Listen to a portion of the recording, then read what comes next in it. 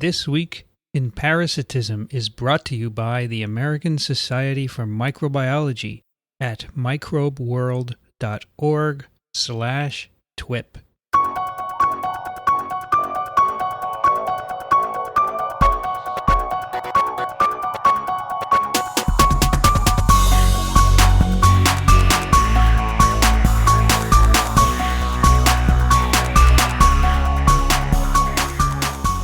This Week in Parasitism, episode number 7. Hi, everybody. I'm Vincent Racaniello, and who else is with me but Dickson Despommier? Hey, Vince. Today we have the brown look. Yeah, no, that has nothing to do with parasitism. I want everyone to know that Your brain is in the gutter, Dickson. No, it's in the toilet, actually, and that's where the parasites end up, hopefully, but they don't all end up there, unfortunately. Dickson, last time, Yes. which was a wonderful episode, Yes. where we talked about house, among other things. We did. We started with the cow tapeworm, We did. and then we went through Beef. its life cycle. Actually, beef tapeworm is a... Okay, beef tapeworm. Yes, yes. You know, beef sounds like you have to eat it, Dickson. You do. In this And case, if you don't eat it, you don't get it. What would you like? I'll have the beef tapeworm, That's please. right.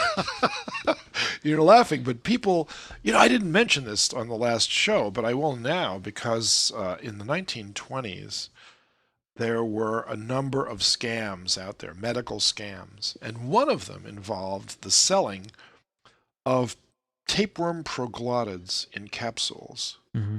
The claim was if you eat this, A, you will catch a tapeworm, and B, you'll lose weight. Now, there are two things wrong with this, aren't there? The first thing is that if you ate the proglottid of this tapeworm, you'll never catch an adult tapeworm. That's number one. But it was easy to get the proglottids because there used to be a lot of tapeworm infections in America, and therefore... Where would you get proglottids from? Nowadays, I'd go to Mexico. But in those days? From a lot of people living normal lives in the cities of America. We had a lot of tapeworm infection in the old days before sanitation swept them away. What I'm trying to get at is, would you wait for them to come out, the proglottids in the stool? How would you collect them from each individual? In the stool? Yeah. Okay.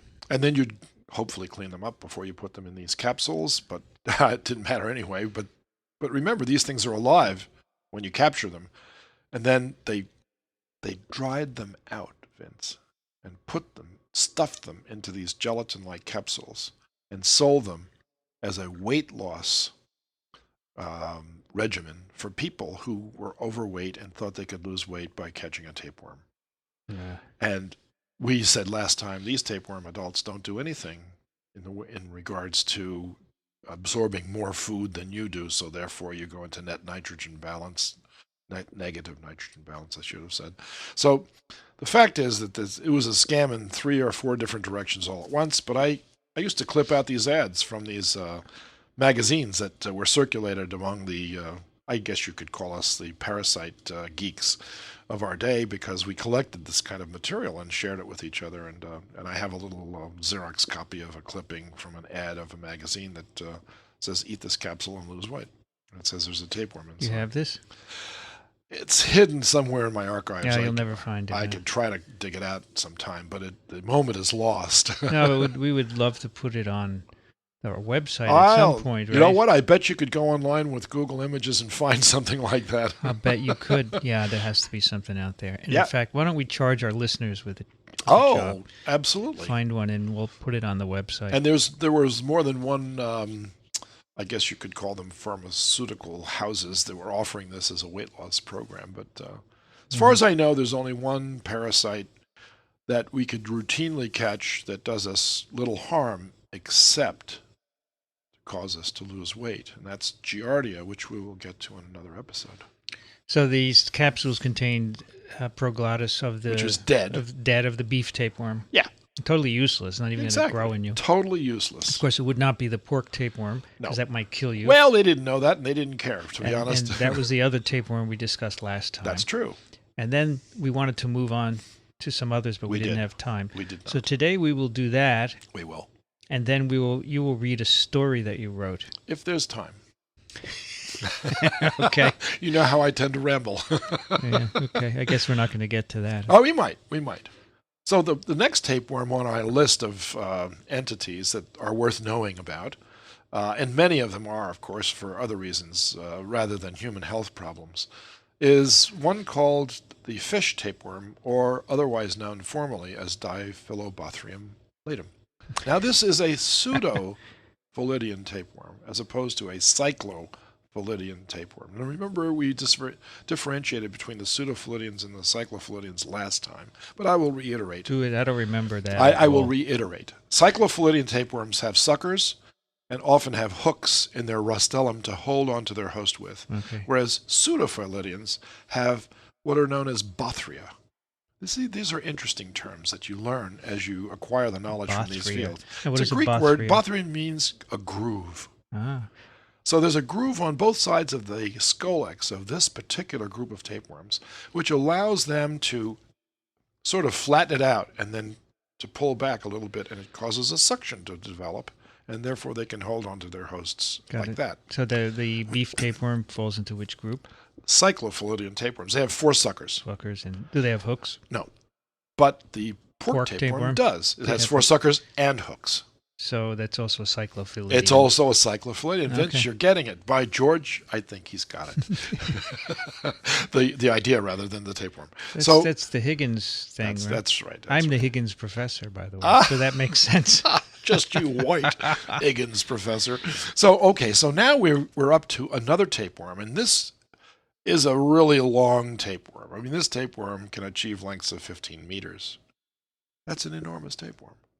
It's an enormous tapeworm. The beef and the pork tapeworms in a human would be 10 meters, 8 meters. The length of your intestines. Yeah. Right? But this thing can exceed that because it folds back on itself. Do we get these tapeworms? Yeah. Well, humans can get them? Let me tell you how. Okay, it's called the fish tapeworm. There's another name for it, too. It's called the broad fish tapeworm. It's called that because the segments, the proglottids, are wider than they are long. Whereas in the other 2 tapeworms that we've discussed already, they're longer than they are wide.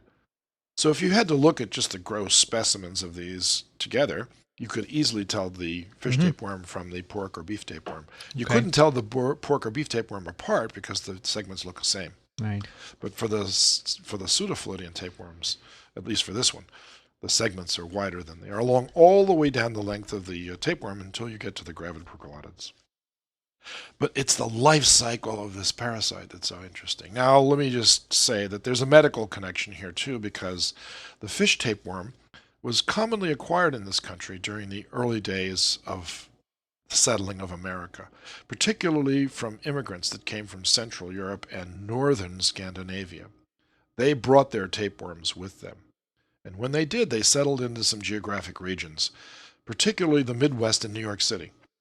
Okay, the Middle European families, namely the Germans and Austrians and Hungarians, etc., and largely Jewish families, settled in New York City primarily, into large urban centers in the east, whereas the Scandinavians, being more used to a wide open scenario and being farmers mostly, settled in the Great Lakes regions. Okay? So the Scandinavians were loaded with this tapeworm. Why? Because of the name of this tapeworm. It's called the fish tapeworm. Because of their diet, eh? Yeah, they eat a lot of fish there, okay? So their fish contains a stage of this infection that when you eat it raw or undercooked, you acquire this 15-meter tapeworm. Well, you get a larva, I guess, of some kind. It's the juvenile. Okay, so that's how it got to this country, but now you have to make the connection between the Midwest Scandinavian population and the New York City, Eastern European Midwest. Jewish There are no population. fish in the Midwest. There's a ton of them in the Midwest. There's got to be a gazillion. There's a gazillion fish. Now, these are freshwater fish then, not saltwater. This is not a saltwater fish parasite. It's a freshwater fish parasite. Are there saltwater fish tapeworms? There are. Like I said, every cold-blooded and warm-blooded vertebrate species has their own set of tapeworms. Okay. Okay? So now we have these 2 populations, and the scene is perfect for the following. In New York City, at certain times of the year, it's traditional for Jewish families to eat certain foods and it's associated with either the Purim or Hanukkah or Passover or a lot of other Jewish holidays. And associated with that is a particular dish called Gefilte fish. Now, Gefilte fish is made from freshwater fish. In Europe, it's primarily made from pike and perch and carp, a combination of those fish. And it's made raw and then cooked. Mm-hmm. In this country, in the East, there were no readily available sources for those fish species. But when the Scandinavians finally did settle in the Midwest, they soon discovered a ready market for their fish in the East. They started to fish for wall-eyed pike, yellow perch, and of course the carp were pretty easy to get because the Chinese population was maintaining them alive in their tanks in the Village, for instance, in New York City, where Chinatown is now.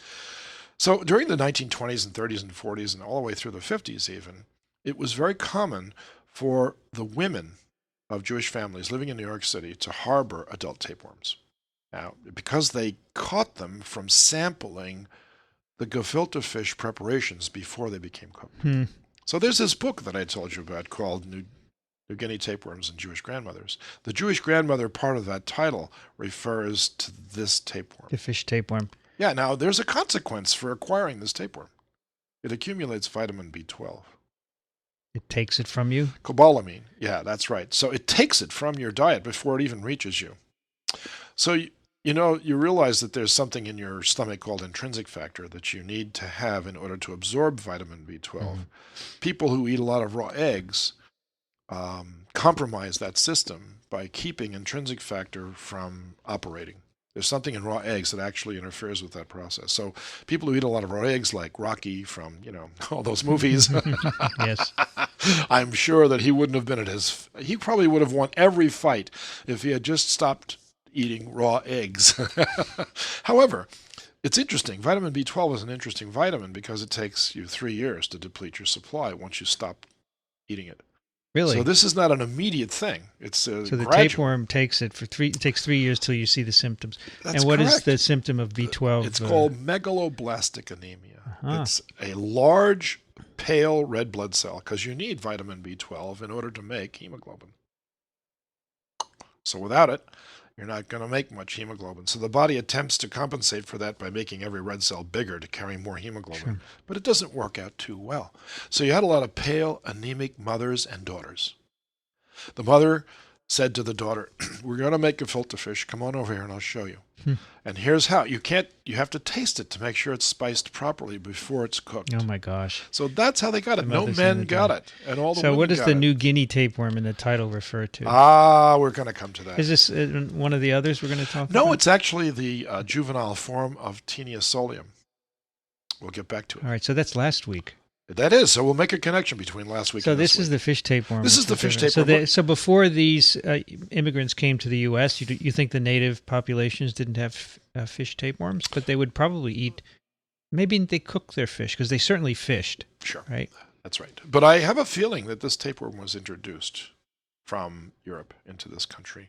There's some evidence to that, which is not unheard of. Of course not. Of having. It would be called absence of viruses, for example, in the New World, and they're brought to the New World by settlers. It would be called an emerging infection in most terms. That's one hypothesis. Another one. Back then, Dickson, they called it a pain, but nowadays we call it right, an emerging infection. That's right. My apologies for interrupting you. No, you're not interrupting at all. You're just taking the role of the audience listening to this show. So let me tell you what this life cycle is like, because this is like Isaac Asimov sitting down at his typewriter, and he used a typewriter mostly, to write his highly entertaining but extremely fictitious stories about life and other places, right? Mm-hmm. Isaac Asimov wrote hundreds of books, as a matter of fact. He could not have invented a life cycle of a parasite more complicated than this one. Let's hear it. Okay, here we go. Let's begin with the parasite being ingested by humans, okay? Because that's the starting point. We're eating some raw fish. We're going to eat some raw fish. By the way, Dickson, this is not the same parasite that we talked about from sushi weeks ago. No, that's a nematode, a roundworm. Nematode, all right. That's correct. And in fact, that's a parasite of cetaceans, of the... correct. Okay, and the pinnipeds. We forgot to call them pinnipeds. What is a pinniped? What is a pinniped? Ah. No, I know the Sure you do. a seagull. No. Seals. Seals. Seals and walruses and sea elephants. Seal is a mammal. That's correct. And so the cetaceans are mammals too. Dolphins. That's right. But they're more fish-like, and these are more Okay. us-like. So the difference, so then now we start with the life cycle. So now you have to eat some raw fish, okay? And when you do, sushi, you could possibly catch this from sushi. Is it evident in the fish if you look at it? That's an interesting It might be small, point. eh? No, because you know the myomeres of a fish. I don't know them, no. You don't know the myomeres? They're a wonderful family. You'd love meeting them. Myomere is another term for muscle. All right? So when you have a fish and you skin it, after it's cooked, of course, you take the skin back, you can actually see the patterns of muscle that are arranged lattice-like all the way down the backbone of the animal, right? Each one of those segments is called a myomere. If you take the fish and you cut it with your fork, it will break up into fibers. Now, one of those tiny little fibers is not a fiber. It's the pleurocercoid stage of this parasite. It looks just like a muscle fiber.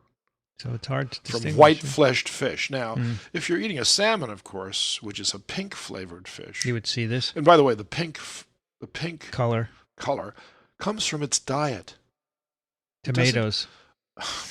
You know, Vince, you know everything, but not everything. Tomato sauce. No, stop it.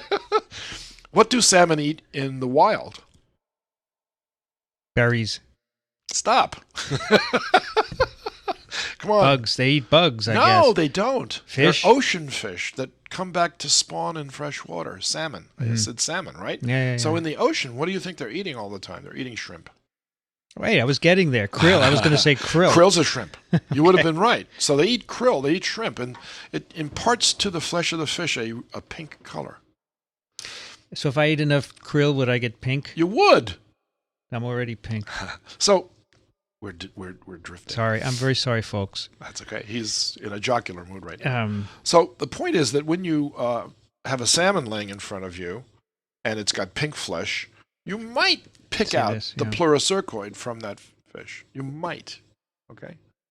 But if it's a white-fleshed fish like haddock or flounder or some other ocean fish, well, I must also tell you that this is not a saltwater fish parasite, so you'd be perfectly safe in eating them, especially if they're cooked.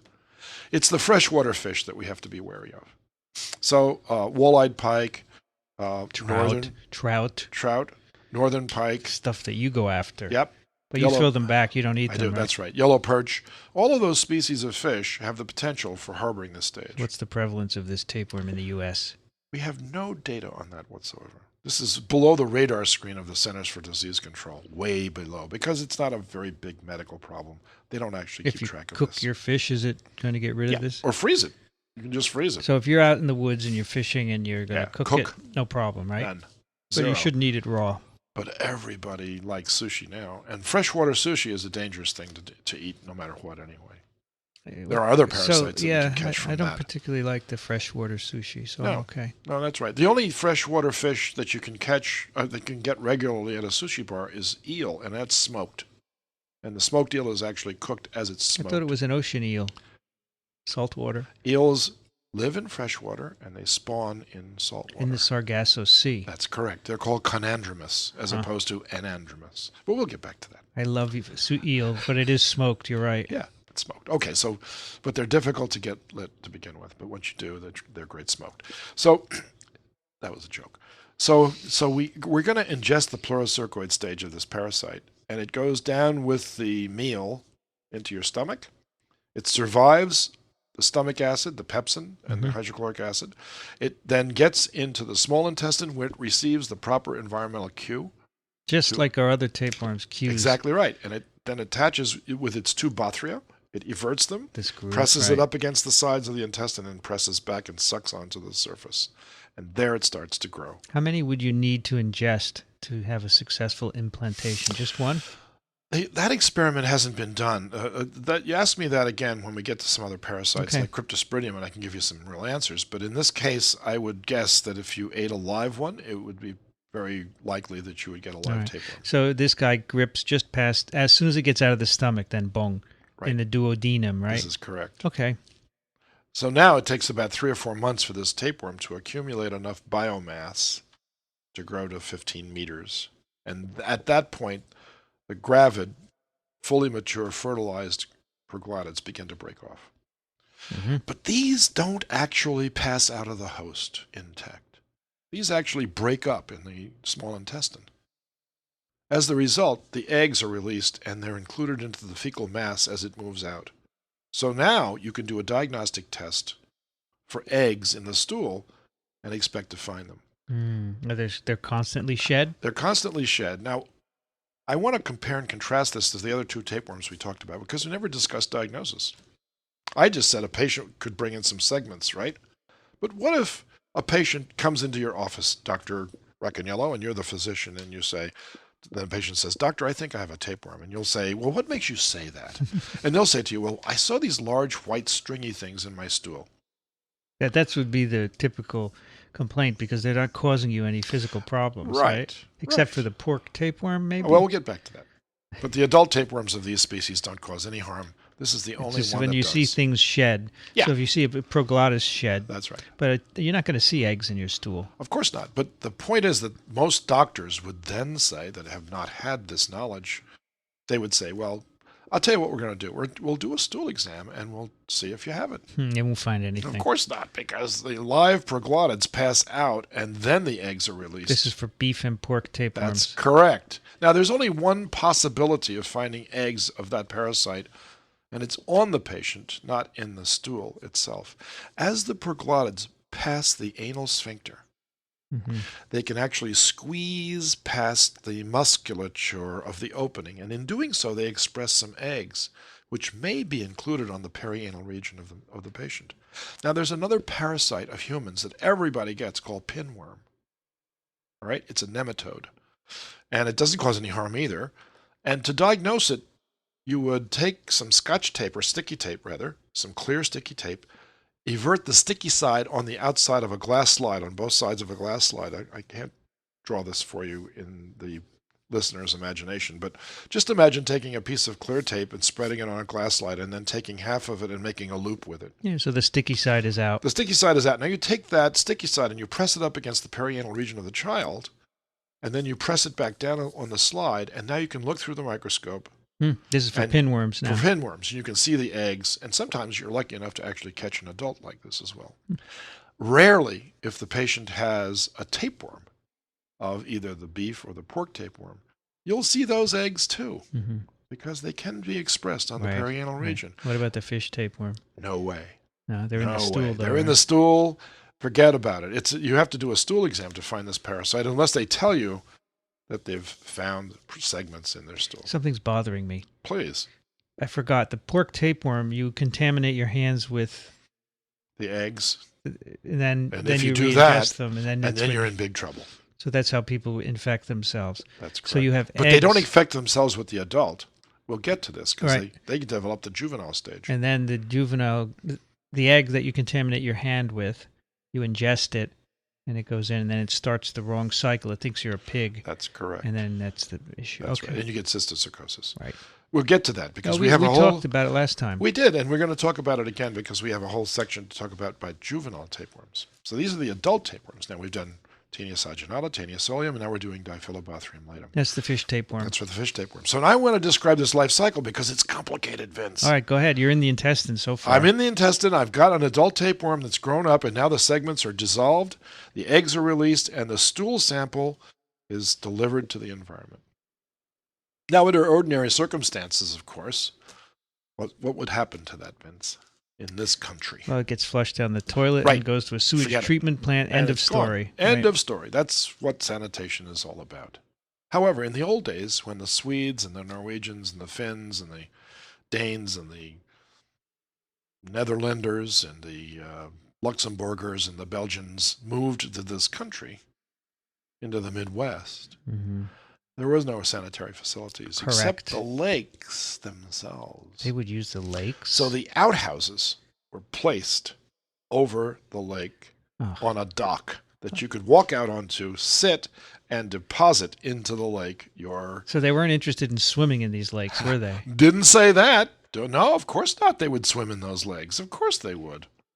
Of course they would. No one sat up and said... But it's even worse than that, Vince, because people used to go to the outhouse when nobody was sitting in them and fish through the hole. Why? Because it attracted lots of fish. The feces? Yeah. Uh-huh. This attracts an entire ecosystem. Oh, my God. Oh, my God, because this is a self-fulfilling prophecy, Vince. So the fecal material contaminated with fish tapeworm eggs goes in there. The fish eat the bloody eggs. No, wait. No, that doesn't happen at all. Of course not. It's much more complicated than you that. catch a fish which is contaminated with eggs?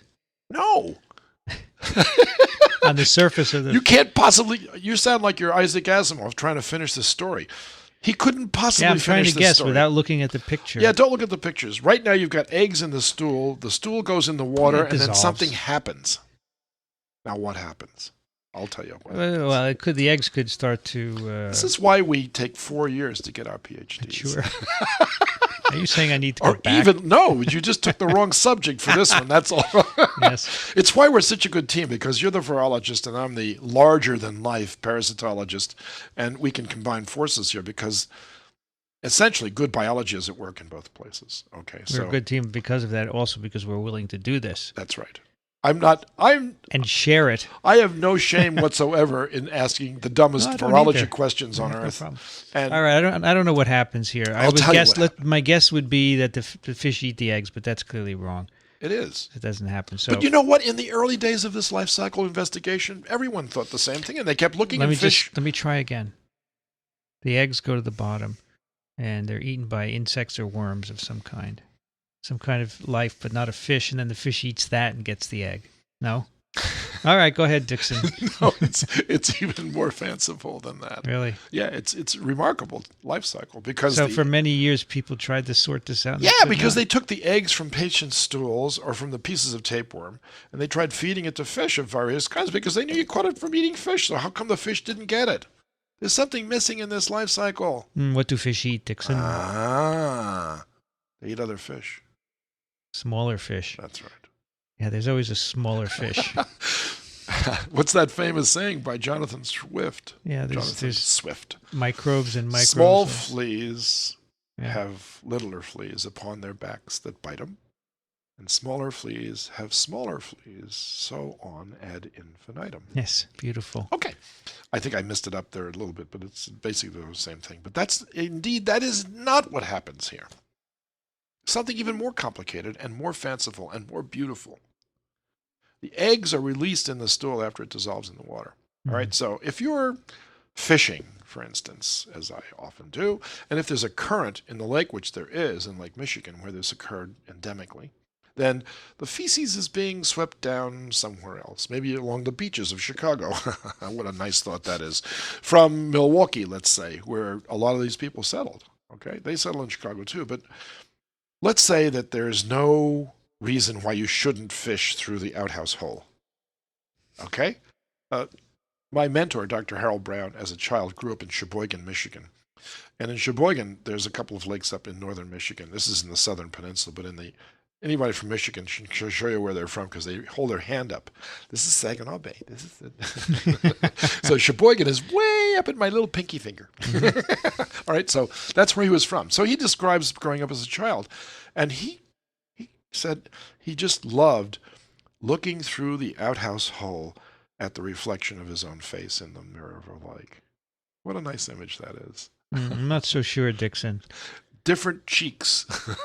Yeah, different cheeks. Right. So the point is that he would lower a hand line down there because it collected life, because it was an enriched environment, and he could catch fish all day long. It was a great place to catch fish. But here's what happens. The eggs hatch in the water, and they release the most beautiful stage you've ever seen in your life. It's called the chorocydium. It's got a special name, the chorocydium. How did they find that out? I think they found it out by holding eggs in fresh water in preparation for feeding them to fish, and they found all the eggs had hatched. So wait a minute, our eggs have hatched. Well, okay, where are they? Where's the stage inside the egg? And the answer is it's out there swimming around. It's a ciliated stage. What does this thing look like? It's a beautiful stage. Coracidium. It's called the Coracidium. I don't have an actual good picture of a Coracidium. Is this no. This is part of the Here's natural... the Coracidium. There it is. Beautiful. Is this a natural part of the natural life cycle? It is, of Or course is it is. accidental? No, So no, this no, is no, no, no. destined to hatch in This fresh water, has correct? to happen. Okay. This is a must. I see something on there. You do. Copepod. Copepod. That's way at the bottom of the food chain, isn't it? It's pretty close to the Like bottom. only plankton are below that. It is a plankton organism. Oh, it this is. is planktonic. It's a Okay. larger crustacean planktonic. As a matter of fact, it's the reason why Orthodox Jews in New York City won't drink New York City water. Because it has copepods? Yes, it's against their religion. Okay. It's true. How did they know they were there? Well, someone told them, obviously. But we drink unfiltered water in New York City, so the copepods from those lakes that we get our water from come down the pipe into your drinking water, so we have a dilute soup, basically. And these copepods could contain Coracidia. They could, but it's so rare in this climate because we protect those watersheds, okay? That's a protected watershed. We don't have outhouses on those watersheds? We actually don't. We never did, as a matter of fact. So, but there are outhouses all the way in the old days. This isn't true anymore, but in the Great Lakes region, every town that was on the lake had their outhouses over the lake. And the fishing was remarkable because we were eutrophicating an oligotrophic lake. That's an ecological term which I just threw out for those two people out there that might also follow along with this. Okay, That's a topic for another podcast. it is. So here's the Coracidium swimming around like, Help me, I don't know where I am. Help me. and you've got these copepods swimming around saying, I'm hungry. I think I'll eat something. Oh, look at that. That's so beautiful. Mm-hmm. They eat it, okay. And it eats the Coracidium, Got not knowing that it is about to be eaten by the Coracidium. Are you serious? I'm dead serious. Wow. There's a hexacanth larva that sits inside this thing, just like there is inside the Taenia solium eggs and the Taenia saginata eggs. The Coracidium hatches, and out come those 6 hooks, and they start burrowing their way through their flesh, and they get into the hemocoel of the copepod, and that's where they sit. They're happy. And the copepod says, ew, what was that? And keeps on swimming. Well, boys and girls. Oh, I love telling stories. I love these stories because they're great. Sounds like monsters inside us. It is monsters inside us. That's correct. So here's this copepod swimming around, minding its own business, and here's a minnow swimming around, minding its own business, swimming along and saying, I think I'll have some crustaceans for dinner. And it goes and it just mows the lawn, basically, all right? If there's a phytoplankton bloom, it's followed by a zooplankton bloom. What is a phytoplankton? It's a plant-like material that hatches at the springtime of every lake as it turns over to become what it is in the summertime. As this turns over, the minnows go crazy, and they feed like crazy off of the zooplankton that arises as the result of a new food supply in the springtime from the phytoplankton. So there are these waves of food that sweep through these freshwater lakes, favoring the outcome of life in general. And here are these minnows, and then you have the predatory fish. Those are the ones I go after, Vince. And they're fished for with streamers mostly. The streamer is an imitation of a baitfish. And these baitfish acquire the larval stage of Diphyllobothrium latum by simply eating an infected copepod that has inside of it the larva that resulted from the Coracidium, which hatched from the egg, which came from the feces, which was in the large intestine and small intestine. You could make a kid's poem out of this, couldn't you? Sounds like a Shel Silverstein thing, right? You remember the one the old lady swallowed a fly? Yeah, I don't know why. That's She right. swallowed the fly to do blah, Sure. blah, blah. I don't know. Well, there's one by Shel Silverstein I like also, and it's called I'm Being Eaten by a Boa Constrictor. And it ends up, it's now up to my, and then it ends. All right, back to the story. Now the little fish Minnows. eats the copepod, Right, got it. and the larval stage of the copepod, in the copepod, is released by the digestive fluids, Digest it, yeah. and it burrows into the flesh of the minnow Through the stomach or the intestine? through the intestinal wall and lodges in the muscle tissue of the fish as the pleurocercoid stage. Okay. So it And matures a bit past what was in the that's Coricidium. right. Every stage, and it's a completely different looking stage in every case. This is a complete metamorphosis like life cycle. Every stage looks different. And now the little minnow is eaten by a predatory fish. And the walleye pike is a predatory fish. The northern sure. pike is a predatory fish. The trout is a predatory fish. Salmon, well, some people would argue that salmon don't feed when they come back into fresh water, but they feed before they go out into salt water, so they probably eat some minnows along the way. That's how they acquire their infections. Now the adult fish, the large fish, the fish that they're going to turn into gefilte fish. Okay? Mhm. They offered them northern pike and walleye pike. They call them yellow perch also, and yellow pike. They all come to the eastern food markets. Sure. They're sold fresh. They skin them, they fillet them. They then take all the bones out, then they grind them up in a meat grinder. Yep. And they combine those flesh of those fish together in a certain proportion with some spices and some, I think, cornmeal and something else, because I don't know exactly how to make gefilte fish. And as along the way they're tasting them, and bingo, this pleurocercoid stage gets ingested, completing this incredible, almost unbelievable life cycle. So when the predatory fish ate the smaller fish, It acquires the same stage. it released it in its gut, and then through the intestinal wall, it penetrated That's again and lodged in the muscle. That is right, in the muscles. Okay. That's and then right. the ladies making it eat it. Yep. And they get anemic. They do. And 3 years that's later. their only symptom. Yep. If they took vitamin B12 in excess, they would probably be okay. This is absolutely If you right. went to a physician and had blood work done, they would say, you have a B12 problem, here's some vitamins, and that's the end of the story, right? Right, or they give you an injection to bring your levels up right away. Do they ever treat, if you are diagnosed for a fish tapeworm infection, are you treated as we discussed last time? You are. You put drugs in and get rid of Praziquantel is the drug of choice for this particular tapeworm, and it does very well. Do you have any idea how many people acquire this infection annually? In Scandinavia, they're still acquiring it because they eat a lot of smoked fish, which are not cooked properly, and they eat a lot of gravlax, which is not cooked properly. In fact, it's not cooked at all. So there's a lot of it still in Scandinavia. They suspect there are several species of Diphyllobothrium, not just the latum, but also others, which are present in the far northwest territories of Canada and Alaska, which are lookalikes for this infection, which causes similar infection. Dickson, do you find viruses as fascinating as I find these parasites? You know what? It's interesting you should ask that, Vince. Why do I find... Well, the answer is, of course I do. When you look at parasite life cycles, you're looking through a macroscope. Yes. When you study viruses, you An look through electron a microscope. But they're all interesting. You know, Dickson, it's true the stage of a virus in a cell almost is as monstrous as the stages of this fish tapeworm and There's its no different question. hosts, right? No question. And by the way, when we get to the protozoans, you'll start seeing greater and greater similarities to viral infections. What a great job we have. I love this job, Vince. I love this job. And in fact, everyone knows that I'm not employed anymore, so I love it even more. All right. So we're moving on now. Did you know that stressed is desserts spelled backwards? I have another one for you then. Jobs stressed, you know. Yeah, right. So there's another palindrome, I guess. That's not a palindrome, but it certainly is something interesting to talk about.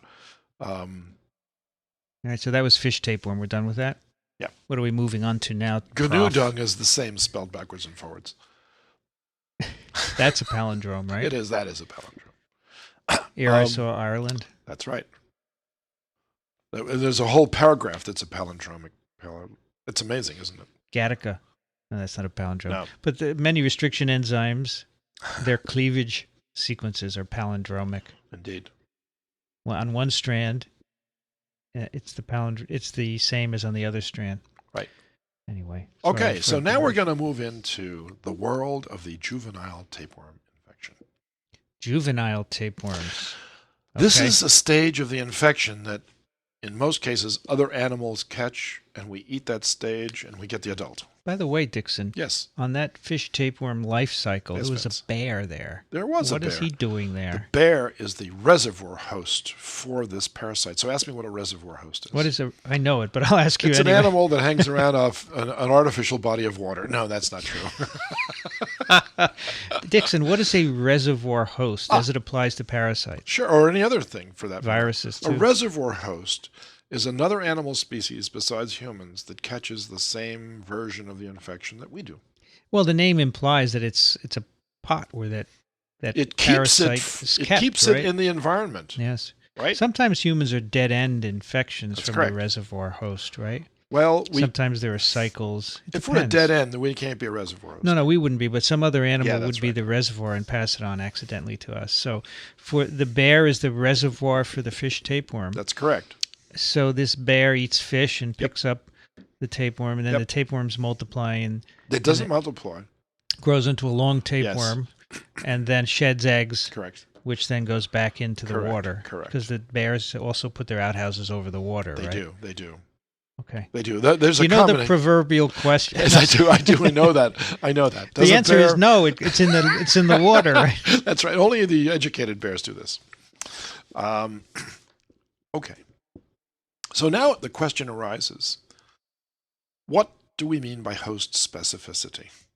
Oh, I can tell you exactly what we mean for viruses. But Go for that's it, not Vince. what we're talking No. about Go here. for it. Give us the viral definition first. Host specificity simply means the pattern of hosts that are infected. Can be one host or can be multiple hosts. Can be for some viruses only infect humans. Name one. Poliovirus It's only in humans. only in humans. The only mammal on the planet that gets infected with polio is humans. Well, naturally, we can infect various animals in the lab. They have the wrong receptors in the gut tract. Well, is that the right? only primates in the lab can be infected. Really orally. But Dickson, a primate is a human, an ape. No, a human is a hominid, right? Yeah. A primate, Primate. No, is primate. is it? Excuse me? Apes are not hominids. No. Primates, chimpanzees. Yeah. Anything else? Sure. All of the old world and Old new world world monkeys. New world as well. All of monkeys. Okay, so And the apes. the primates some of the primates can be infected Okay. in the lab. Orally or just by injection? Chimpanzees are the only ones that can be Chimps. infected orally. Nobody's tried How about feeding bonobos? an ape Bonobos. polio. I don't know about bonobos. Possibly they're so close And to certainly chimps, right? gorillas. But other kinds of monkeys, rhesus, Yeah. cynomolgus, macaques, Right. they are very Aotus. inefficiently affected orally, but you can inject the virus into their brain or spinal cord, and it will propagate in the neurons. Of course. So there's a barrier here. There's a There is a host-specific host barrier. Sure. But for other viruses, there's none. No, some viruses infect whatever they hit. Precisely. Is it the same with parasites? It is. It certainly is. So we've discussed two of these, right? The beef tapeworm and the pork tapeworm. Yeah, we discussed the fish So tapeworm. no, but if you eat the egg of the fish tapeworm, what would happen to you? Nothing. Correct, because nothing eats the egg. It's not an egg-eating parasite life cycle. Right. It has to hatch. But the pork tapeworm, you can eat the egg and you have problems. That's what we're going to talk about right now. Eating the egg? Yeah. Can you So- distinguish between an egg and a larva? Heck yes. Is it important to do so? Well, the larva sits inside the egg. In some cases, you ingest the larva outside of the egg. No, the larva sits in the egg. I understand that, but are there some cases of transmission where you would ingest the larva? Outside of the egg? Yes. Well, with the fish tapeworm, if you're the copepod, the answer is yes. Okay. Yeah, that's Because that. the egg then hatches, and then you have to catch that stage. What's the name of that stage again? Coracidium. Coracidium. Coracidium. How these names arise, these were invented by some creative biologists. It's a nice name for a child, Coracidium. I wouldn't name my kid that on Well, a that's bet. because you know about it. This but is true. Cora, I would say, yes. Or cidium, but not coracidium. Dickson, we can magnify all of this 1,000-fold and make a monster movie out of it. Did you ever see the Alien series of movies? Sure. So Oh, the, yeah. the I've member actually that you had a- criticized them from a parasitological standpoint. Yes, I was going to ask you if there are parallels in the parasite world. You have this mother who lays an egg that Right. contains a larva, Yes. and then as a human gets near it, That's right. it opens up and it shoots Yeah. onto the human's face. It's Then it puts a tube in your mouth and deposits something in your digestive tract, which then matures and That's bursts out and becomes another mother or In fact, father. if you go online, you can find the entire life cycle of Alien worked out by some very fanciful people who were not parasitologists. So by the way. there are a lot of problems with that. There's tremendous number of problems. That made for good movies, though. But Sigourney Weaver made her fortune depicting Yes. the woman who overcame all of that. However, We've got some genuine parasites to talk about. I'm here. sorry for the. No, they're all aliens because I'll tell you what I've actually referred to this when I was. So we go back to the original beef and pork tapeworm now, okay? And go back to those two eggs that look all absolutely identical. There's no way to tell them apart. Okay. Because they're all part of the same family of tapeworms, the Taniidae. Right. The Taniid tapeworms.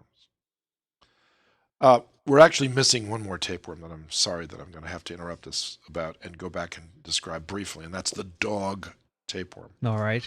Which you dog- don't have a cycle for that in your Sure I book, though, do. you? Yeah, sure I do. It's over here, though, and I'll show you why it's over here, too. It's over here because in humans, it's a juvenile tapeworm. It's transmitted at the juvenile stage? It is. But the adult stage lives in the gut tract of dogs.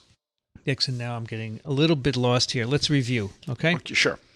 The beef tapeworm Yep. is transmitted to humans. By eating raw or undercooked beef, but what do you... containing the juvenile stage, All right, juvies, okay. which develops into an adult. And the pork tapeworm, same thing? exactly the same thing. Juvenile to an adult. And in case of the pork, if you ingest the egg, then you're in trouble. That's correct. The fish tapeworm... You eat the pleurocercoid stage, which is past, that's right. Past the juvie. Yeah. Well, it's equivalent to the juvenile stage. It's equivalent. Equivalent to? Okay. It's a juvenile now equivalent. We're moving to the dog. The dog tapeworm. Now, these are all... We're going to ingest the juvie also? No. Nope. This parasite has a unique life cycle that I can only describe to you as follows. In the dog and the sheep, it's equivalent to the human and the beef. So the dog contains the adult. That's the human, right? Yeah. It's got this long And the worm in sheep. its intestines. That's where you're wrong, Vince. Oh, really? It's only 3 segments. It's a short one? It's microscopic. You can't even see with your naked eye. It's microscopic. That's what's in the dog. This is why we began this series by saying the long and the short of it. This is the short of it. And yet it's still a Taniid tapeworm. It's got 4 suckers and a row of hooks. Mm-hmm. One per host, so 1 per dog typically? Try 1 million. Oh, so you were very surprised at the lady who had 7 beef tapeworms, right? Or whatever they turned out to be. They were a hybrid. They were a weird hybrid. Yeah, but this dog tapeworm has millions, eh? And I'll tell you why there's millions in there, because of the way it catches its adult. This is remarkable. So the dog gets... Where are we starting with the dog getting infected? We're going to start with the dog being infected. Okay. What does the dog eat to become infected? Feces. No. No, Vince. Well, sometimes dogs do, okay? I know that, but if they did, in this case, nothing would happen to them. The feces have the eggs in them, That's not right. the juvies. That's right? correct. What do the dogs eat? The other host was sheep, you said. Right. And so some dogs look after sheep. Right. And they eat the meat of the sheep? They wouldn't do that. Why not? Well, they're supposed to protect them. Well, what happens when the farmer slaughters the sheep? Oh, he gives the offal to the dog? The awful offal. the glands, the intestines. The intestines! The stuff that... No, well, there's one more thing here that we have to look Spleen, at. brain. Liver. That's a tasty thing for a dog, right? That's right. Sheep liver. Sheep liver. Now, not a intact good sheep liver. The good sheep livers are sold. This is a diseased sheep liver. Now, how would the farmer or rancher Well, it know? probably looks like a sponge. No, this is bigger than that. This is the size of a grapefruit. Mm-hmm. It sits in the liver of the sheep, and it's a totally white, transparent, watery, giant cyst, referred to as the Hydatid Cyst. Hydatid is a Greek word for watery. Wow. Wow is right. And this is Wow is right. I got a wow out of Vince. Now, that's hard to do because Vince has seen it all twice, but not this time. Now, there's a wildlife... Is that what this photograph depicts? The Hydatids? No, sorry. So the sheep that are ill have these large cysts in their livers? The sheep isn't even ill from this. But it has it in it. It's not sick. It walks and around the with a giant... can tell that it's... Well, no, when the sheep comes to slaughter. Yeah, he opens them up. And he opens them up, and there's... How would a Scottish sheepman say says, it? "Hut, man, I've got this large cyst sitting inside. What am I going to do?" He says, "I guess I'll feed it to the dogs." So there's Fido, over here, boy. So he feeds the liver to the dogs. The dogs eat the sheep liver and the hydatid cyst. And inside of the hydatid cyst is something that I would say, if you're listening out there and you're completely grossed out by this, you might as well turn us off now because it's going to get worse. Inside of this large watery cyst is the equivalent to what you would find in a large Russian doll. You know the Russian dolls? No. The ones that you unscrew and there's a smaller Russian doll inside. No, and I you didn't take know that that. one out and you take that one out and you take that one out. And pretty soon you've got 20 of these things all lined up and you've got the smallest little tiny Russian doll over here. You start with a big giant Russian doll over here. So what you've got over here is this big Russian doll is the hydatid cyst. And all of these other things inside are called daughter cysts. Mm-hmm. Now, you keep looking, keep looking, keep looking, keep looking. And when you get down to the last ones, which are millions of them, now they're microscopic almost. And you slice across it and you look under the microscope, and what are you going to see? You're going to see something remarkable, Vince. Look what's inside. You can see all these little tiny spherical things with little hooks inside. How remarkable. Each one is going to be a little worm. Each 3-segment worm. If you eat, yes. And you've got, how many in this one picture? You got 1, 2, 3, 4, 20. 5, 6, 7, 8, 9, 10, 11, 12, 13, 14, 15. You've got about 30 just in this one little segment of a picture. So there are millions in this whole There are millions. hydatid, what is it called? Hydatid cyst. Hydatid cyst. Why would you give your dog this infested cyst? Because you can't sell it. And there's no sense wasting it, is there? And then how's the dog work out? Is it okay? The dog is fine. The dog doesn't care. The dog eats do the worms take vitamin B12? No, they don't do anything. They just exist. They just exist. The dog has a happy life and it's fine. The dog has a happy life. And these don't infect people? I didn't say that. I didn't say that. In fact, they do infect people. In this country, do we have dog tapeworm? We do. So, but where do we have it? Why don't you ask me where? Yeah, there are no sheep, though. Really? Like here in New York City, there are no sheep. No, not in New York, but you can go to Utah. Where there are sheep farms? You can go to Arizona. You can go to so New that's Mexico, where you would have dog tapeworms. California. And you've got native populations, particularly from the Basque country in Spain. But you have Native Americans also in the American Southwest that use traditional farming methods and traditional ranching methods.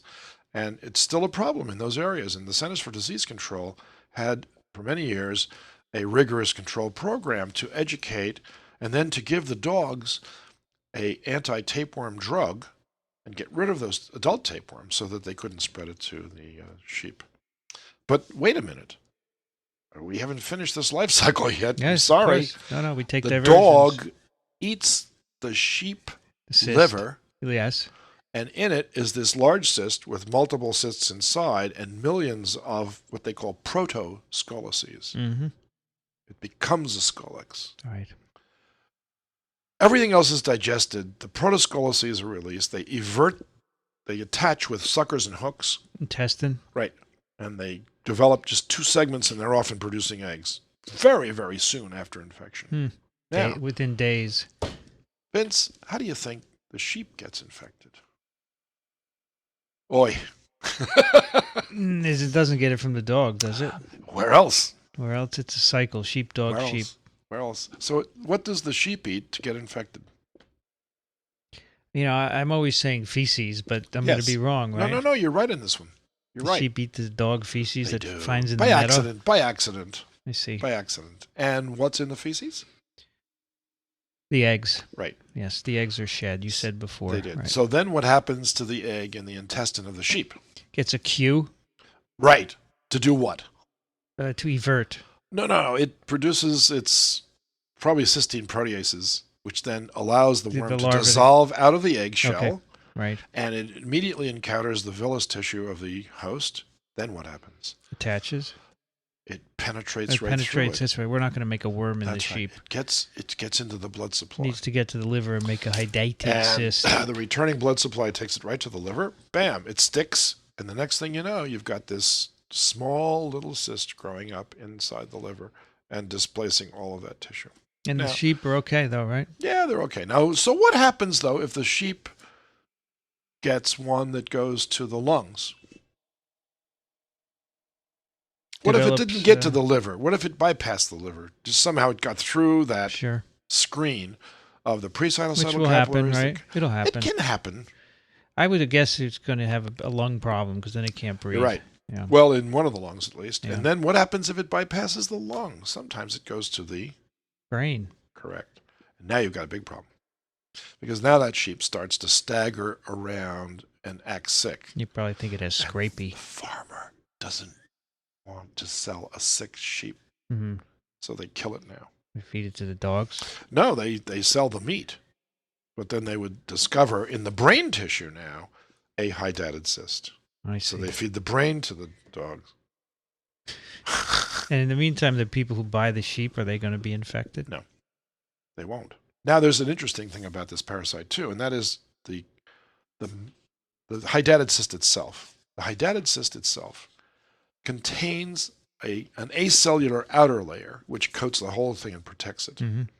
And through this wall, this acellular wall, the parasites inside secrete anti-inflammatory molecules, which modifies the host and prevents it from killing the hydatid cyst. The second thing that's unusual about this is that there's a single cellular germinal layer that gives rise to all of the living tissue inside the cyst. This single cellular layer is omnipotent. If you took a single cell of this and implanted that into another sheep, you would get an entire hydatid cyst with all of these things here. This is the world's best stem cell. Wow, one cell. One. So, let me tell you what happens when, let's say, a sheep is running, right, and it trips. And it's got a hydatid cyst inside of its liver. It smacks up against a rock so hard in its rib cage that it actually ruptures the hydatid cyst. Out comes the fluid. Little pieces of cells dislodge and fall into the peritoneal cavity. The protoscolices are dead, but the living tissue that gave rise to them can produce more hydatid cysts. All over the place now. All over the place. Now, forget about sheep. Let's talk about people. Let's talk about the sheep herder. Identical. This parasite can't distinguish between us and sheep any more than the Teniosolium parasite can distinguish between us and pigs. How do people acquire this? Fecal contamination. Get it on their hands and they Get put it in on their their mouth. hands. They pet the dog. The dog defecates and licks its behind, gets eggs on its tongue, licks your face, little kids. You can imagine how this could work. But there are some places where this parasite was so common that the air and the dust, you could isolate eggs from the air and the dust, particularly in the Middle East, particularly in places like Lebanon and Greece and Cyprus. Wow. Right. So what they used to say is beware of Greeks bearing gifts, but Harold Brown said, beware of Greeks bearing cysts. Harold, what a guy. Yeah, he was great. He made you remember it. So Yeah, that's the point is that now farmers and where would you find hydatid disease today? Do you think this is a thing of the past that you can't possibly isolate it from places that, it just shouldn't be there? Well, wherever there are sheep and dogs together, you would find it. If you make a map of the world and show me where sheep and dogs live together with farmers, I can show you hydatid disease in people. There's only one place that used to have hydatid disease that no longer has it. And where is that? Iceland. Did they make an effort to get rid of it? Did they? They killed every sheep. They killed every dog. Then they delivered sheep and dogs by cesarean section and grew them up and raised their entire populations of sheep and dogs from cesareanly delivered populations. Wow. Now, the thing is that if you like to fish like I do, and what are flies made out of but the fur and fins and tinsel and all kinds of other things, but fur from animals, including foxes, which can also harbor this stage, like dogs. All canidae can harbor this stage, or the adult stage. They will take your flies away from you. And they say, you can't bring these into the country because it's possible that you'd reintroduce this infection into our people. And it was such a devastating infection to begin with. We don't want it here anymore. Sure, I can understand that. So, but there are other places that still haven't conquered this infection. Why was it devastating, Dickson? Because when I told you that sheep runs and then, Yeah. what do you think happens to the sheep? They die of anaphylaxis. Oh, when this thing ruptures and then seeds everywhere. Right. You know what the most common cause of sudden death syndrome in South America is among young people? Mm-mm. The rupturing of an hydatid cyst by being kicked in the groin or stomach during a soccer game. There are that many people infected with these. Argentina is loaded with this. Chile is Oh. loaded with this. Uruguay and Paraguay loaded with it. If you look at where the sheep are being raised, and they're everywhere. In fact, I just came back from Patagonia, which is a big region of both Chile and South and Argentina. We went almost down to Tierra del Fuego, and we saw sheep the whole way down. In fact, that's why there's so many condors in South America, because they eat the dead sheep. So were you careful not to touch sheep? We never got near them. Not that we were trying to avoid them. Touching a sheep is not a bad thing. Touching a dog. The sheep have the cyst. Yes. The dog have the feces with the Yep. eggs. So it's the dog feces that you try to avoid. That's right. Thank you for correcting me. No, I didn't correct you. No, that's absolutely right. It's a part of our education. If you know the life cycle, Yeah. you will know. That's what I tell people about Exactly right. students about viruses all the time. If you just understand a few things about life cycles, you can figure everything out. You know what? And you don't have to know much. You just have to know 7 different ways that viruses replicate. And if you ask me that right now, my mind's a blank. You'll get it. I know I will. But we'll save it for TWiP. Okay, so the point is that this infection is devastating, and it still is devastating in many places throughout the I world. didn't realize that, but not in the U.S. because we don't have much sheep. I didn't right? say not in the U.S. It is in the U.S. No, it's in the Where U.S. do we grow sheep? It's in the American Southwest, Okay. and it's in California. Interesting. So in those areas, the hospitals are aware of this disease. They are, and anaphylactic shock among an otherwise normal, healthy person is cause for wanting to look for this. Can you explain what anaphylactic shock is, Dickson? Sure. It begins with sensitization. You can't go into anaphylactic shock unless you're already sensitized to something. So it starts with sensitization. What does that mean? It means that your immune system has been alerted to the fact that there's something foreign in your body. Okay. And you can do this with a small molecule, which is also known as a heptene, or you can do it with a larger molecule like bovine serum albumin. Or you can do it with both of those things, with a heptene attached to bovine serum albumin. So the common test for this was to take a guinea pig, immunize it with, let's say, some kind of a dye, all right, a circular, a heterocyclical dye, which you could then attach to bovine serum albumin, right? And I'm blocking on the name of some of these dyes that they used, but they were all commonly available through Kodak. Kodak chemicals that you'd use in the darkroom. Really? Yeah. Well. And you could get photosynthesized for these things, and then later on, it's possible that you would develop an anaphylactic reaction to it in your skin. But if you inject it into an animal like a guinea pig, then you wait a little while for the immune system to relax again, and then you introduce the antigen one more time. And the second time you introduce You it, get a big response. you It's get a- deadly. you get an innocent bystander response. That's what I'd call it. And the guinea pig actually goes into shock because it stimulates the contraction of all smooth muscles throughout the entire animal. And if you don't give it something to prevent that from going any further, the animal dies. So I guess What you epinephrine. give them. Epinephrines, yes. So this is mediated by cells, basophils, for example. That's correct. It's mediated by cells. Cellular mediated immune Cellular response. and also by soluble things, because that's why you get the systemic effects. That's right. But yes, that's true. Cytokines. We could call these homocytotropic antibodies. Antibodies. That's right.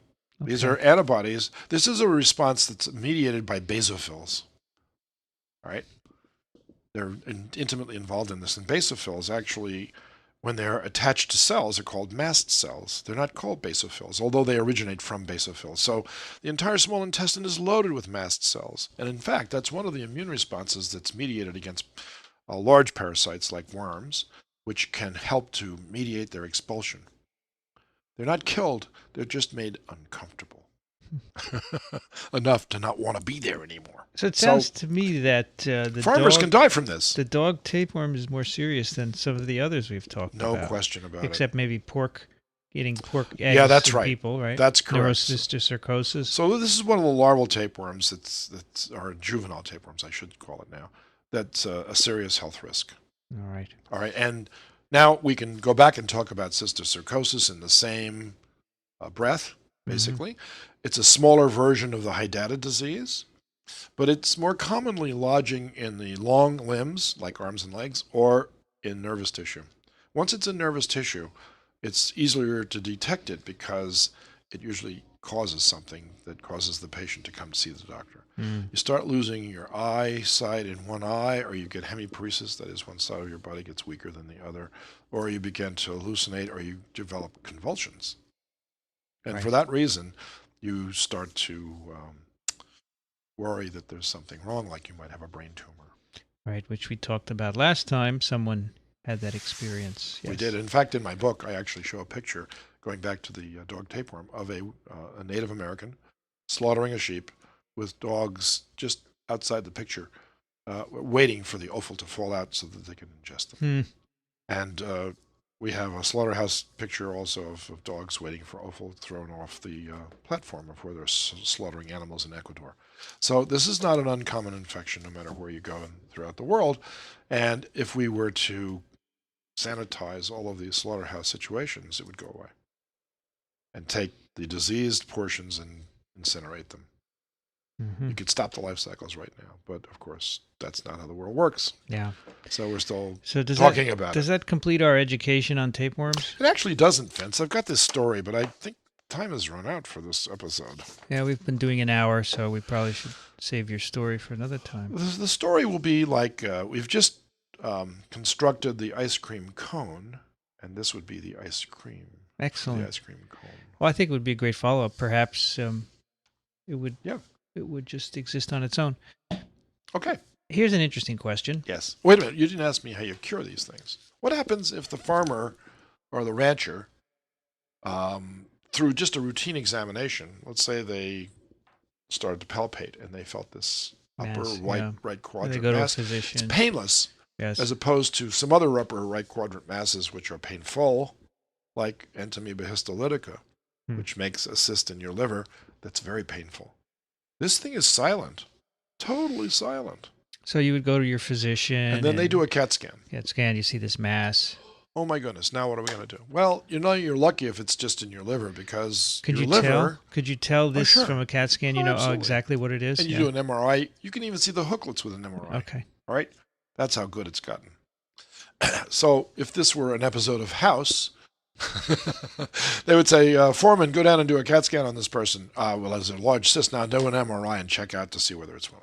But there's also serological tests. Okay, yes. There are several that are very good for this. And you can do an antigen capture test as well as an antibody detection test. They both employ ELISA. We ever see it here in New York City? Oh yeah, and people bringing it in, right? Absolutely. Coming from other areas. Sure, or traveling and coming back with it. Okay. But like I said, it's endemic to the United States, the American Southwest and California. Sure, got it. Okay. And how would you treat it then? That's the $64 billion question. How would you treat this? If it hasn't ruptured. That's bad if it ruptures. If it ruptures, you'll come in because of anaphylaxis. You could die from that right on the spot. Sure. But if you don't die from it, then something terrible happens. You wish you had. Because it can spread to all parts of your body, you see. And then you start to develop cysts in various places, like your brain tissue and your lungs and that sort of thing. And then it's like a cancer in that sense. All right. There's even one I didn't talk about, and that's Echinococcus. By the way, I didn't even tell you the name of this dog tapeworm, did I? You didn't. But you would like to know the name I of would like to know the name, yes. It's called Echinococcus granulosus. Mm-hmm. Echinococcus. Oh, another name for it in humans.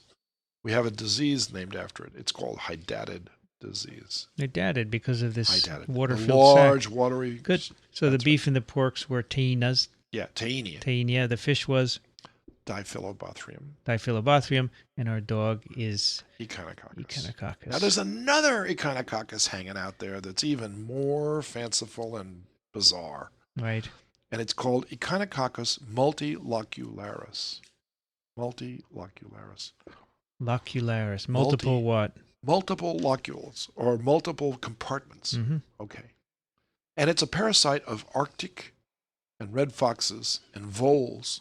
Right. But if we catch the egg of this from a fox or a coyotes can carry this too, from those animals, and we swallow those eggs, something truly bizarre happens. And boy, I'd put this one on House in a minute. I would put put this one on house no matter what. So the egg hatches in your small intestine. Out comes the larva. It burrows into your bloodstream, and it gets to the liver, and it stops. Mm-hmm. Okay? Now, if you're a vole, you start to develop these Lucularis-like, with the parasite inside each one of these things, right?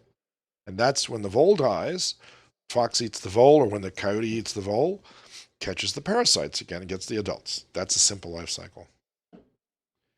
You know what? This parasite, although it attempts to infect us by penetrating our small intestine, suddenly realizes it's made a horrible mistake. It's like walking into the wrong house. But they're two identical looking houses with different furniture inside. All right, and that's not your wife, for God's sakes. Now, it might be somebody that you'd say, oh, I'll take her any day. Or you can say, that's not my wife. Oh, no, please. I have to go back home. And because you live next door, and yours is 101 and this is 010. You don't want to have too much to drink when you come home at night from that kind of situation. So this parasite is swallowed. It doesn't have a choice, of course. You swallowed the egg, okay, from the fox feces. Mm-hmm. Let's say you're a fox hunter. Or let's say you're a coyote bounty hunter. Or let's say that you're a camper. And your whole area is invaded with these animals, right? And their feces is all over the place. It's possible to catch this thing. All right, Echinococcus multilocularis. Now, so how does it manifest itself in people? Now, we are as incomplete a host as you can imagine for this thing. You know what happens, Vince? It starts to make the membrane of the multilocularis part of the parasite life cycle, but nothing else. Now, it just develops into a sheet of membrane. Where? In your liver. And these sheets start to grow.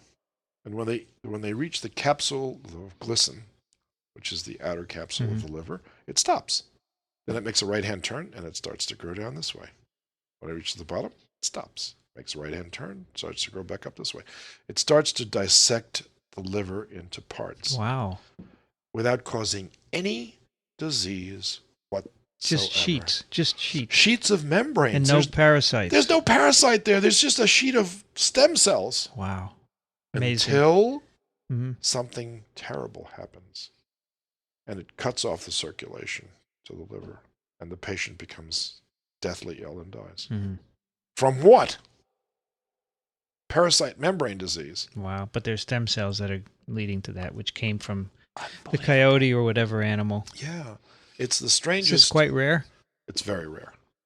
But it's been moving down from northern latitudes to the southern latitudes, and I have a feeling that the major cause of the migration is due to climate change. And the range of the animals that used to live up in the Arctic have now increased, and they're moving south because they're adjusting to a warmer climate. Basically. Medical ecology. It's medical ecology. It's remarkable Dickson, stuff. in any given wildlife... The tapeworms are fantastic. You think they're the best? Well, I always liked Racaniello for its... Yeah, because I was fascinated by it. But I could sit here and listen to these stories. I mean, some of these people that worked on these were absolute fabulous raconteurs. You're following in the vein. Well, I heard and in the artery too, probably. I heard these people firsthand at parasitology meetings and at American Society for Tropical Medicine meetings, and we would stay up until the wee hours of the morning with various beverages which were consumed copiously by everybody in the room, and followed by all the bad jokes you can possibly hear of. That's when they would start to talk about their parasites. That would have been a conversation to record. I wish I had been. You know what? Get some of these old guys and... There are no more. They're all gone, huh? I'm now the old guy. You're it? You're looking at them. I'm sorry to say that. I really am. There has to be some others that are raconteurs like you that we could record, no? Bill Campbell? Yeah, we could get Is he a parasitologist? Sure. Are you kidding? He's a Where does he live? In New Jersey? Yeah. He's fantastic. He's a great reporter. Does he still work? He still teaches, yeah. He's at Drew University. He's a very good friend of mine. I could ask him. And he's theatrical, too. He loves the theater. Let's get him. He actually reenacted once the discovery of trichinella. Even if we have to go to him with our recording equipment. Yep, no, that's the way to get an institutional memory established, is to Yeah. do this. We used to actually interview the former presidents of the American Society for Tropical Medicine and Hygiene. We used to do an hour interview with them to have them recount their lives. And it was a wonderful series that that's great. stopped. Unfortunately, it stopped. You know, it's part of medical anthropology, basically. Where did they end up, those recordings? I don't know. I think there's some archives at the American Society for Tropical Medicine that might have them. But with the electronics the way it is nowadays, you could offer them as a complete set. Yeah, absolutely. You know? Now, Dickson, I had two questions. Yes, Vince. First one is, just take any random wildlife. How many parasites do they have? A fox, a coyote, a bear? Dozens and dozens of different types? Vince, that's a fabulous question. And let me just tell you where I found out a partial answer to your question. Yeah, the answer is depends on the animal. All right. I once took a course, several courses, at the Michigan Biological Station in Pellston, Michigan. It used to be it was a requirement for people getting their master's degree in medical parasitology, which I was one of the last graduates from this program, unfortunately, because I think it should still be going on. But we were sent to the biological station at Pellston, which, again, Michigan. It's right up here, right at the top of the Lower Peninsula. It's where the Straits of Mackinac are. For those guys out there that are from Michigan, pardon me, everybody knows what that is, because you drive north and then you cross over and then you're on to the Mackinac Island. There's a wonderful resort there. At Douglas Lake in Pellston, Michigan, there is a wonderful University of Michigan run biological station, and it was filled with wonderful, interesting people. And in the evenings, they would regale us with their research stories. And it would be people interested in frog ecology and terns and plovers. And people were working on, there was a protozoologist there that I just had a fantastic experience with, John Cairns Jr., who later ended up in the University of Virginia Tech down at Blacksburg, Virginia. And taught us all. There were 4 students. Imagine having 4 students in your class for a whole summer, and here's the world's expert, and he could give you such individual attention that was quite amazing. For them, it's fabulous. It was amazing. One of the things he was doing was actually looking at water that was running out of Douglas Lake across a rock and then back into Douglas Lake. He was looking at the rock using a water immersion lens and calculating the populations of various protozoan species as they would colonize the rock, come to total populations and crash, and the next one would come in. It was fantastic stuff. I learned so much stuff that I'm still recounting in my life. But I was part of another group of students taking the helminthology course. Helminthology, okay, that's study of worms. And we've discussed roundworms a little bit now. We have, yes. Now these are the flatworms, and then the schistosomes, the non-segmented flatworms, are next, by the way. That's on my list. So you're asking me, does wildlife are they just inundated with parasites, or are they selective in terms of their host ranges, and then therefore maybe some kinds of hosts have fewer parasites than others? You'll never guess which organism turned out to have the fewest parasites. Of any organism we posted, and we had another part of this course called Post a Host. That meant that if you were out during the daytime and you were driving in your car or something like this, going to lunch, and you saw a roadkill, you just stop and pick it up, put it in your car, bring it back to the lab, and usually you had to take it out and back because it was fairly well along in decomposition at this point. Or if it was a skunk, you just left it. And you'd actually dissect out the digestive tract of the animal and the oral cavity and the muscle tissue and the liver and several other organs, and you would survey them for the presence of worms. Okay. What an experience this was for me. I did raccoons and opossum and, of course, the occasional stray dog and stray cats, and we had a sheep once, and we had somebody bring in some frogs, and he says, "Oh, I found this whole bunch of frogs." It turned out to be somebody's experiment. And they had little red dots on their backs that I had put there with paint. And the guy he was livid that we'd actually invaded his territory and we destroyed an entire summer's work of frog ecologists. But frogs have tons of parasites, by the way, as you can imagine, based on what they might be eating, okay? But the one that had almost no parasites, none, almost zero parasites, the crow. I was totally impressed with that because I thought crows ate everything, right? They just eat everything. They just eat the bugs, They right? don't eat everything. Yeah. Well, the You guy said that I took... once that when they're on the street picking carrion, they're picking the bugs out of them, right? Yes. Not the carrion meat itself. That's where I learned that. I learned that from a guy by the name of Donald Wooden, who was a fantastic helminthologist from Chico State University. Just a wonderful person. And a guy by the name of John Hendricks from University of North Carolina. They both taught this course, and I just had a wonderful time in it. So to have that kind of an experience and then have a medical background on top of it gives you the perspective of both the wildlife and the humans together, right? Yeah. The ones that we found the most parasites in were fish, frogs, turtles. Well, water-based. Yeah, Yeah. that's right. That's right. The land animals had some. Some of them were vector-borne parasites. The filarial parasites in particular were How about birds? Get parasites in birds? No. Almost none. I mean, they have them, but like the crow was the one that ever... And of course, ducks. Ducks had lots of parasites also, but they're eating water-based animals, right? The reservoir of influenza virus. Look at that. Ducks, Look wild at that. ducks. So they're fascinating. I mean, but if you ask a veterinarian, a wildlife veterinarian, about parasites, they can give you story after story after story. I mean, there's just every species has their own list. Sure. And very few of them actually cross over to other species. That's the thing, Dickson. You and I should take a road trip and a camera person, go across the country. We'll call it a roadkill trip. And film people, interview them about parasites. I would love to do that. And then they can put it on TV. I would love to do that. People would love that, wouldn't they? Sure. I could ask the dumb questions. We'll call it guests and hosts. Yeah, that's a great name for it. My other question was, all right, we're fed up with our parasites here on Earth, so a bunch of us get on a spaceship and we go to another hospitable planet, which has its own issue. So will we bring our parasites with us? I can tell you we'll bring our viruses with us. Oh, I can do one better than that, in the sense that in reality, we will leave this planet. We've already done that. All right, we have the International Space Station out there, don't we? Yes, we do. What if we achieve our destiny, and that is to leave this planet and establish colonies on lifeless planets? But we are not lifeless, are we? Lifeless planets, but which could support life? Right, yeah, or we will create the conditions for it. Okay. Like, for instance, on the moon, we will build... Well, we're moving in that direction right now. Yeah. Let's say we can use completely enclosed, environment-controlled environments, right?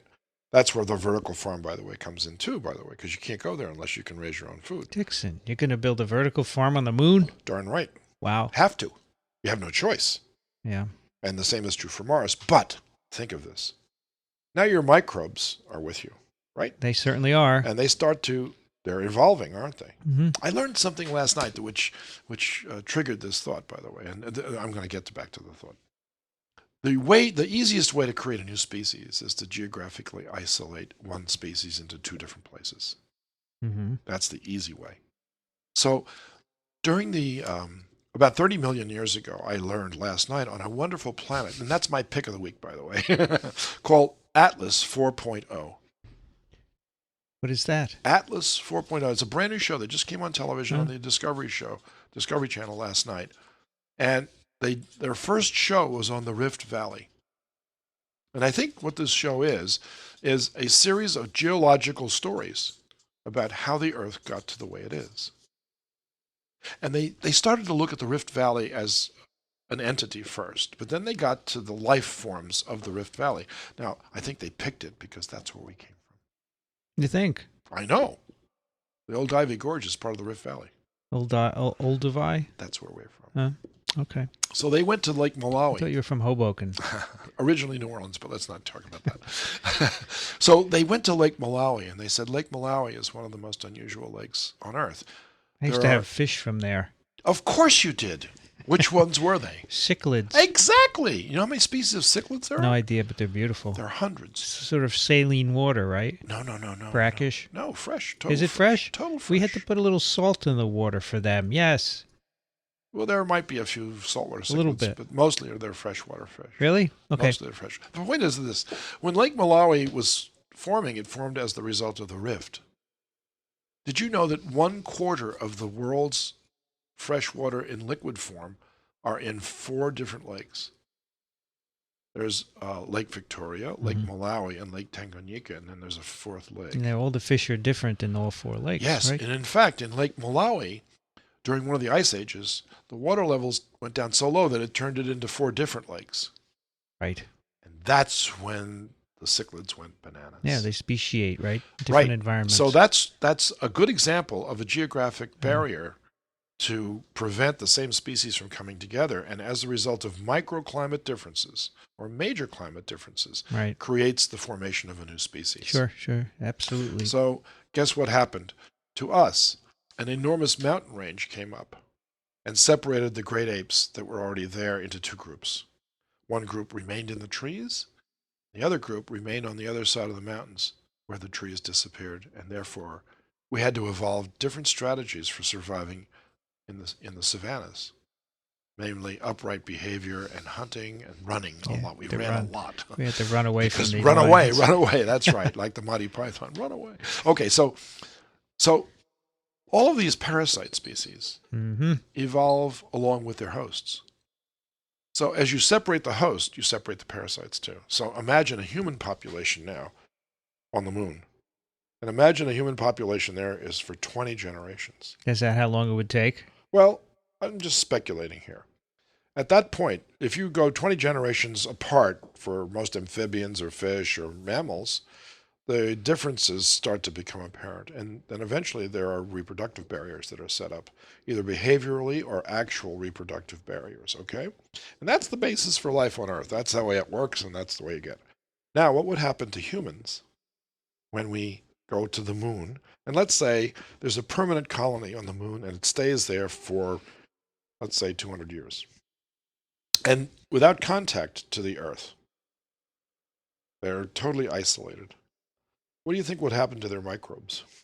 Well, they would change. Of course they would They would change. evolve. Of course. Do you think they might be less or more pathogenic for the original parent strains of us living now on the main part of Earth? Well, they would no longer be adapted to us. Who knows? They wouldn't. They could die as soon as they got into us, or they could kill us. Exactly right. Predict. There's no way to predict this, right? But it would be different, yeah. The fact is that it would be different. So in the lakes, did they... and by the way, have different parasites in those different lakes? Of course. The fish, that is. Of course they do. Of course they do. And the other thing that's interesting is that we would become different. Well, of course. People would become different. The gravity of the moon is only 1/6 of that of the Earth. It's less. No, it's less than that. No. Wait a minute. I might be confused here. I think Mars and the moon are about the same size. I don't believe so. We can go to the internet right now and check this. I think that Mars has 1/6 of the gravity of Earth, and I think the moon has 1/6 of the gravity of Earth. That's my belief system. I'm probably dead wrong, but that's the way I seem to remember things. Things on the moon are 16% the weight of on Earth. 16%. 16%. Now let's check Mars. What is 1/6 of 100? 16%. So if you're 100 pounds, you're going to weigh 16 pounds on the moon. And so what would you weigh on Mars? Well, I'm going to check that out now. Oh, Gravity on Mars. Right. What's the percentage? That's the question. Or what is, if you weighed 100 38%. So it's roughly twice of so the moon. The gravity of Mars is twice that of the moon. Okay, fine. The point is that it's different than it is on the Earth, both of those places. And you're going to get 2 completely different species of humans. Homo sapiens sapiens will become the earthbound species, and Homo sapiens luna and Homo sapiens marsiensis will become the other species of humans. Yeah, if we ever get there. Oh, we'll get there, I don't Vince. know. You know why? Because we want to go. I don't want to go. I don't either, but there are many people out there that would go. Very And dangerous. stay there. Very dangerous. Now. I know, we can make a bubble, but if the bubble breaks, it's... The new world would... Well, my bubble broke a long time ago. No. I understand that we are made to explore. It's part of us, right? Yeah, it is. We can't stop. Okay, that's fine. But the point is that parasites can't you're right. stop They will either. evolve. Absolutely. And our parasites will evolve. Parasites won't stop either. Why should they stop? None of these originated in us.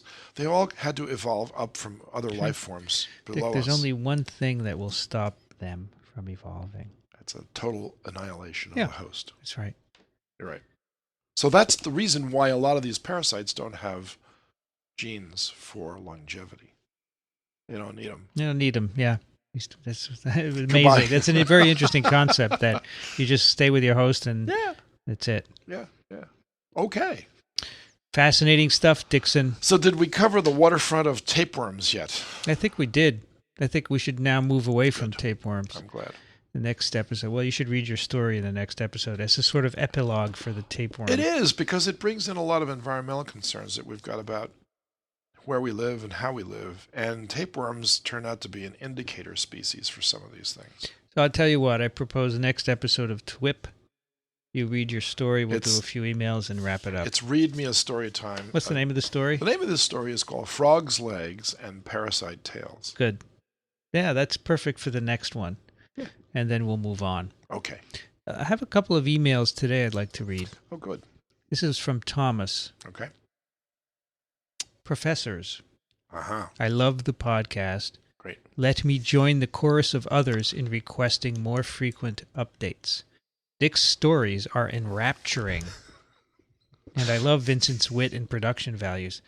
I don't have any wit, but I do have production values. Come on. You guys make a great team. I am a scholar in the social sciences working on a PhD in business administration, but love learning about parasites, though I found TWiP first. TWiP is now my favorite podcast. Oh. I can understand. It's very different, you know. It is different. We're raconteurs here on TWiP. Less so. We're educators on TWiP, right? More so. I think, well, I hope there's some science in what I've just said, too. There is, of course. This Thomas is from Wichita State University. All right. And he says, P.S. I love the beginning and ending TWiP theme music and would love to hear more of it. Well, at one of these episodes, Thomas, listen and I'll play the whole thing at the end for you. But you have to keep listening. I'm not going to tell you which one. Exactly. Susan writes, Doctors Racaniello and Despommier, I'd like to commend and thank both of you for your dedication to education and the true spirit of scientific inquiry and learning. As a microbiology instructor at a small community college in the South, our resources are very limited. Funds to travel to professional meetings are non-existent. You guys are my professional development. I love listening to your podcast. I gained so much information and wonderful stories to share with my students. Quite often, your podcast helps me solidify the material in my own mind and makes me a much better instructor. It benefits not only me, but many, many students each semester. Thanks so much. I hope you will consider doing more than once a month. Susan, it's from Alabama. All right. We'll try to do it once a week. I think TWiP should be this week and not this month. I like it when people learn from this. And you can see that a lot of them do, obviously. Yeah. And probably for all the ones we hear, there are many more. It's like a viral infection, Dickson. For every infection with symptoms, there are 100 others without. That's right. West Nile is just exactly like that. Ricardo is our friend from Portugal. Well, what can I say? I only wish my students could feel the way I do when I listen to you both speaking about viral and parasitic things. True role models. Keep it coming. Thank you, Ricardo. Yeah. Assistant Professor of Microbiology. Fantastic. And our last email for today is from Jenny. I agree with the others that every 2 weeks would be delightful and not enough. In your most recent continuation of the saga of Trichinella spiralis, complete with all of the things that go into a wonderful narrative, poor Andre, who was Swedish, I was happy to hear that there is another RN out there that is undergoing a philosophical scientific transformation facilitated by the seductive voices of these two scientists, and others, since I'm a fan of Persiflager's Puscast, etc. I was actively pursuing herbalism in a poetic locale when H1N1 came around, causing me to re-examine my ideas about inflammation and the immune system. I'm also an artist, in fact, not sure which aspect of me is more present when I listen to your cast. At the moment, I'm reading Lynn Margulis's 5 Kingdoms. Good book. Comparing it to the beloved C.J. Highlander's 1942 World of Plant Life and painting what I think about. I've been thinking about received unchanging cultural wisdom, herbology and art created by indigenous cultures, for example. in comparison to the scientific dynamic evolution of knowledge and art produced by people in our modern culture. Coming up, I'm planning a series of totemic paintings on the immune system, reading Reut's Immunology, but these crazy parasites have got me sidetracked. I can hardly wait to see what your totems look like. Thank you for your wonderful contribution to my knowledge, enjoyment, and psyche, Jenny. Wow. That's nice. Dickson is also an artist. I don't know if everyone I'll knew put that. some stuff up there if you like. Yeah, I would love that. Sure. But we should not only put our scientific selves, but our little personal self, put your art up there. I would be amenable to that. All right. That will do it, Dickson.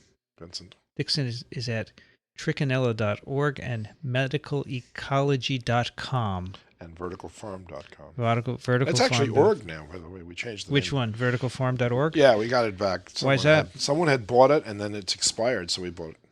So you have both com and org? We do. And what is the goal? Just explain what you're doing with Yeah. Vertical Farms? Yeah. Excellent. Well, as always, Dickson, nice to chat with you. And you're going away for a while, so I am. I'll be back next week. a couple of weeks. No, I'll be back next week. Next week I'm going to Scotland for a few days. Right. I'll be you back are. on Thursday.